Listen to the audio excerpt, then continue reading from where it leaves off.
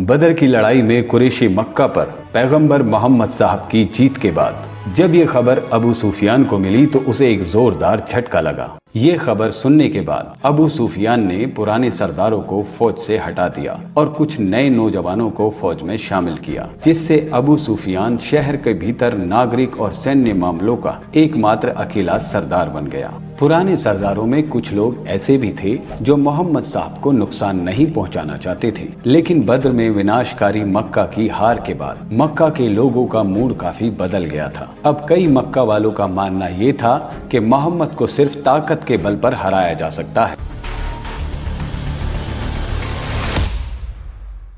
उसके बाद वो वक्त आ गया जिसकी तैयारी अबू सुफियान पिछले 1 महीने से कर रहा था, यानी जंगे ओहद। 3000 की फौज लेकर अबू सुफियान मक्का से मदीने पर हमला करने के लिए निकला। उधर मुसलमानों ने मदीने को बचाने के लिए 1000 लोगों को जमा किया, लेकिन इस बार मक्का वालों की फौज में एक नया सिपह सालार खालिद भी था। पैगंबर साहब ने मदीने के अंदर रहकर लड़ाई करने का मशवरा दिया, लेकिन मदीना के ज्यादातर लोगों ने कहा कि हमें खुले मैदान में लड़ना चाहिए, और पैगंबर साहब ने अपने इरादे को बदलते हुए मेजॉरिटी की राय मानी और मदीना से 1000 मुसलमान जंग के मैदान की तरफ चल दिए। पैगंबर साहब ने इस फौज को 3 हिस्सों में बांट दिया। मुहाजिरीन, औस और खजरज। इन 1000 लोगों में सिर्फ 100 लोगों ने ही जंगी कवच पहने थे और 50 घोड़े थे, जबकि मक्का की फौज में 200 घोड़े, 300 ऊंट और बाकी जंगी सामान था। इन 3000 लोगों ने ओहद के मुकाम पर आकर पड़ाव डाला और मुसलमानों का इंतजार करने लगे।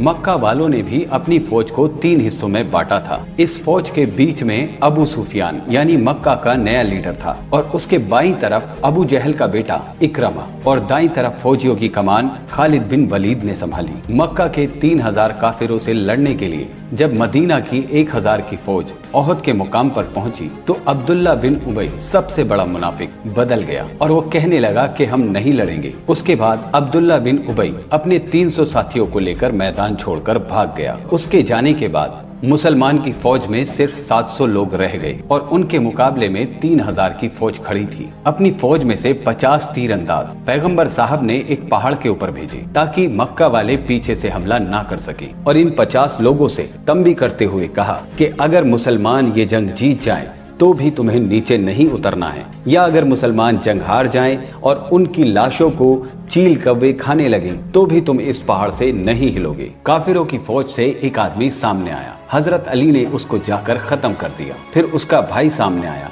जिसे हजरत हमजा ने खत्म कर दिया। फिर 3 बंदे और काफिरों की फौज से आए जिन्हें हजरत अली और हजरत हमजा ने खत्म कर दिया। फिर वहां से लोग आते रहे और मुसलमान उनको मारते रहे, ठीक उसी तरह जैसे उन्होंने बदर में किया था। दोनों फौजें पूरी ताकत से आपस में लड़ने लगी। इस जंग में धीरे धीरे सहाबा ने उनको कत्ल करना शुरू कर दिया। ये देखकर काफिरों की फौज पीछे हटी और मक्का की तरफ वापस भागने लगी। मुसलमानों को ये साफ जाहिर हो रहा था कि मुसलमान जंग जीत चुके हैं। इसी अफरा तफरी में जो तीरंदाज मोहम्मद साहब ने पहाड़ी पर भेजे थे, उनमें से 41 साहबा दौड़कर नीचे आए ताकि वो माले गनीमत को समेट सके, और पहाड़ के ऊपर सिर्फ 9 तीरंदाज रह गए। इसी वक्त का खालिद बिन वलीद को इंतजार था। जैसे ही तीरंदाज नीचे उतरे तो खालिद बिन वलीद ने बहुत तेजी के साथ पहाड़ की दूसरी तरफ से घूमकर मदीने वालों पर हमला कर दिया। ऐसा होते ही जंग की सूरत हाल बदल गई। मुसलमान दोनों तरफ से काफिरों के घेरे में आ गए और मानो जीती हुई जंग का पासा पलट गया।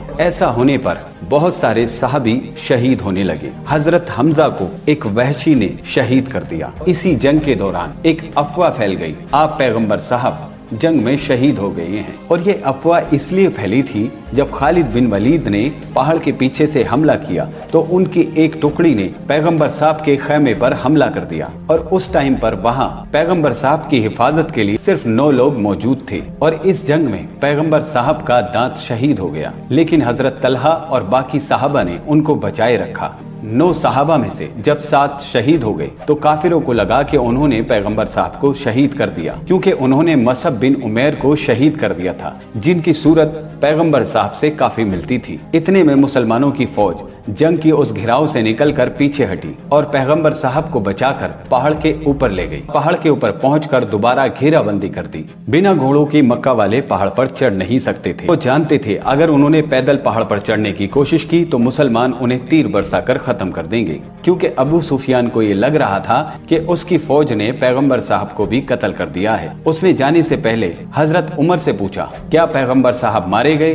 तो हजरत उमर ने जवाब दिया, नहीं, वो बिल्कुल ठीक हैं और जो तुम बोल रहे हो वो इस बात को सुन रहे हैं। ये सुनने के बाद अबू सुफियान को बहुत गुस्सा आया, लेकिन उसके बाद भी वो वहां से लौट गया। तारीख में इस जंग को बहुत सारे इतिहासकार मुसलमानों की हार कहते हैं, लेकिन कुछ इतिहासकार ये भी कहते हैं कि मुसलमानों को बेशक बहुत सा नुकसान हुआ, लेकिन कुरैश का कोई भी मकसद पूरा नहीं हुआ। जाहिर है इस जंग से मुसलमानों को बहुत नुकसान हुआ, लेकिन एक चीज मुसलमान सीख चुके थे कि जंग के दौरान कभी भी अपने सिपे सालार के ऑर्डर के खिलाफ नहीं जाना। आने वाले वक्त में मुसलमानों की बहुत सारे सुपर लीडर से जंग हुई, लेकिन मुसलमानों ने ओहद की इस जंग से जो सबक सीखा था उसे हमेशा के लिए याद रखा। ओहद की जंग से मक्का वाले वापस तो चले गए, लेकिन इस बार अबू सुफियान ने 10,000 लोगों को इकट्ठा करके मदीने पर दोबारा हमला करने की तैयारी शुरू कर दी।